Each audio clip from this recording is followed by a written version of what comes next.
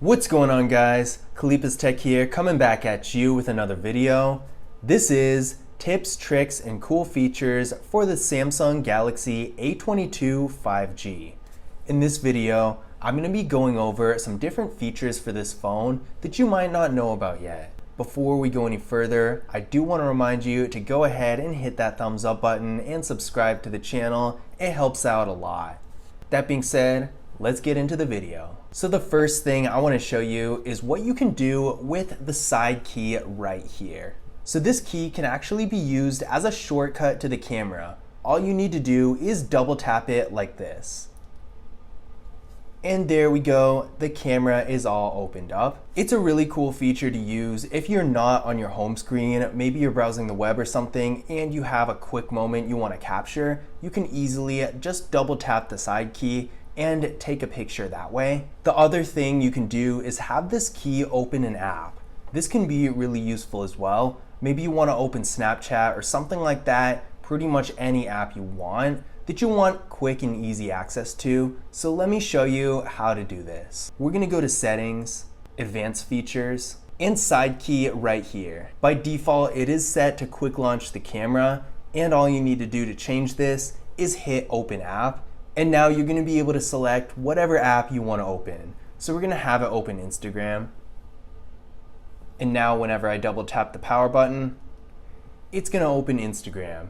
You can do this with any app you want, and it's a real nice way to get quick and easy access to an app you use frequently. The next thing I'm going to show you is a quick way to open your quick menu.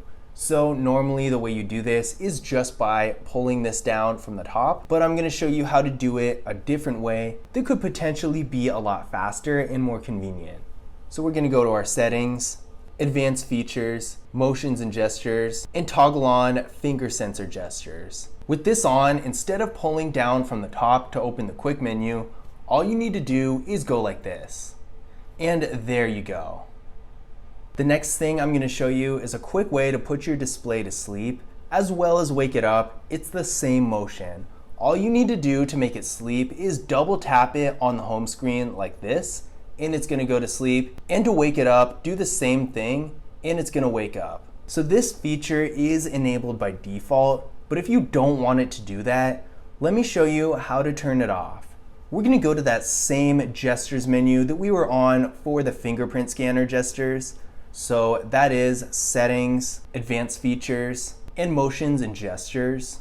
And now that we're here, you see these two features at the top, double tap to turn on screen and double tap to turn off screen, are both enabled. And if you don't want it to turn on and off for double tapping, which I understand is pretty easy to accidentally do, all you need to do is toggle these off and it's all good to go. The next thing I'm going to show you is a way you can save a little battery while also still maintaining good enough brightness to see your screen perfectly fine.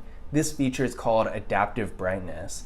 What this does is automatically dims and brightens your screen based on your environment. So it's always going to be bright enough for you to see, but it's not going to waste battery as much as it does when the display is at 100% at all times. So we're going to go to Settings, Display, and enable adaptive brightness right here. As you can see, I didn't need it to be that bright, so it dimmed down to an appropriate level for me to properly see the screen while also not wasting too much battery. The next thing I'm going to show you is a feature called One-Handed Mode. You may have noticed this phone has a pretty large display, which is really nice when you're doing stuff like watching videos, looking at pictures, playing games, reading, pretty much everything. But there might be some situations where it's a little bit tough to do things with only one hand. And this is where one-handed mode comes into play. One-handed mode basically shrinks down your display to a smaller size so you can use the phone with only one hand. To enable this feature, all we need to do is go to Settings, Advanced Features, and toggle on one-handed mode.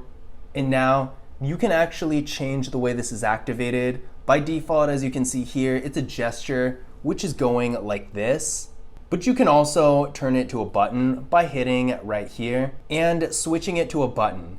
Now keep in mind, if you have gesture navigation, you can only do the gesture, of course, but with regular 3-button navigation, you can do either of them. So right now, we're gonna test out one-handed mode by going like this. And now we are in one-handed mode, and you can switch the side of the screen depending on which hand you're using. Right now I'm using my left hand, so obviously I'm gonna want it on the left side. So all you need to do to change it is hit this little arrow right here, and it's gonna switch sides. With one-handed mode on, it's super easy to use the phone with only one hand. You can do whatever you want, and it makes things a lot easier. It's a cool way to be able to use your phone with only one hand without having to worry about dropping it or messing up and hitting the wrong thing. The next thing I'm gonna show you is a feature called Dual Messenger. What Dual Messenger does is basically it makes a copy of certain apps that are eligible so you can log into 2 different accounts at once without logging out of either of them. So this is good for stuff like Snapchat, Facebook Messenger, Instagram, that sort of thing where you might have more than one account, but it might be a little tricky to switch between accounts on the actual app itself.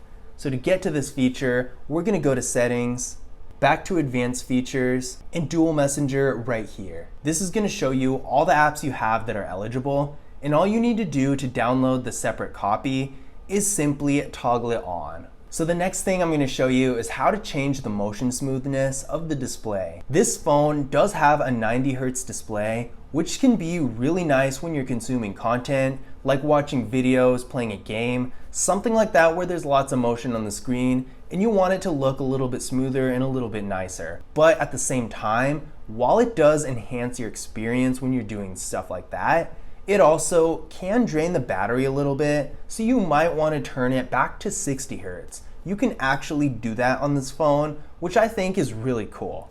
So what we're going to do is go to Settings, go to Display, and select Motion Smoothness. Right now it's at high, which is the default setting, using the 90 Hz to its full potential. But what you want to do to change it back to 60 Hz is simply hit Standard, and now it's gonna be at 60 Hz where it's not quite as smooth and fast, but it won't consume as much battery power. Also remember to hit Apply, otherwise the changes won't be saved. The next thing I'm gonna show you is how to get cleaner screenshots. Typically when you take a screenshot, it'll take a shot of the entire screen, which is pretty expected, but I'm gonna show you how you can hide the navigation bar and the status bar so you can get only the content of the screen you're trying to screenshot. This can be really useful in cleaning it up and making it look a little bit more professional if you need to use a screenshot for a purpose like that. So what we're gonna do is go to Settings, Advanced Features, Screenshots, and toggle on Hide Status and Navigation Bars. This way, when you take a screenshot, it's not going to show the status bar or the navigation bar, and it's just going to show the important parts right in the middle of the screen. The next thing I'm going to show you is how to hide apps. There are several reasons you might want to do this. One of them could be to make the app drawer look a little bit cleaner and get rid of some of the things that you don't usually use. So to do this, we're going to press and hold a finger on the home screen like this. Now we're gonna go to Settings and hit Hide Apps. Now you can choose any apps you wanna hide, and once you select them and hit Done, it's gonna hide the apps from not only your home screen, but also your app drawer. Once you wanna unhide them, you can come back to this exact menu, and all your hidden apps are gonna be at the top like this. To unhide an app, simply click the minus, and it's gonna be back in your app drawer like normal. But keep in mind, if you hide an app that's on your home screen and then wanna unhide it, it's not gonna come back to your home screen. You're gonna have to go back into your app drawer and put it there yourself. The final thing I'm gonna show you is how to activate the Edge panel. One of the most distinguishing features on Android 11 with Samsung phones is the Edge panel that's super useful and makes a lot of things really convenient, but for some reason it's not enabled by default on this phone, so let's take a look at how we get it. We're gonna go to Settings, Display, and toggle on Edge panels. Once this is toggled on, you get the Edge panel right here. But those were my tips, tricks, and cool features for the Samsung Galaxy A22 5G. I hope you enjoyed the video, and I hope you found this information useful as well. If you want to learn more about the phone, definitely be sure to check out my full review of the device on the channel. And remember, be sure to leave a thumbs up and hit that subscribe button. It helps out the channel a lot. But that's it for this video. I will see you guys in the next one.